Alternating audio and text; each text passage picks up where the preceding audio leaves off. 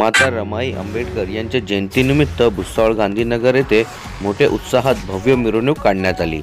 या मिरवणुकीत गांधीनगरसह भुसावळ शहरातील महिला, लहान मुले आणि नागरिक मोठ्या संख्येने सहभागी झाले होते।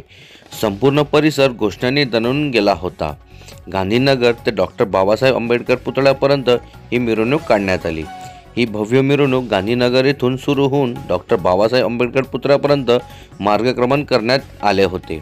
महिलांनी पारंपरिक वेशभूषा परिधान केले होते, तर लहान मुली माता सावित्री आई, माता रमाई, माता जिजाऊ यांच्या भूमिकेत दिसत होते। देखावे, झेंडे, फुलांची सजावट आणि ढोल ताशांच्या गजरात संपूर्ण परिसर दणाणले होते।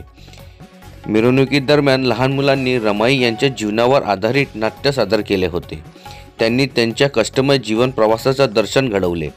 तसेच लहान मुलांनी माता रमाईच्या कार्यावर भाषण करत उपस्थित नागरिकांना संबोधित केले। त्यांच्या प्रभावी कर्तृत्वाने संपूर्ण वातावरण भारावले होते। महिला मोठ्या संख्येने सहभागी झाले होते।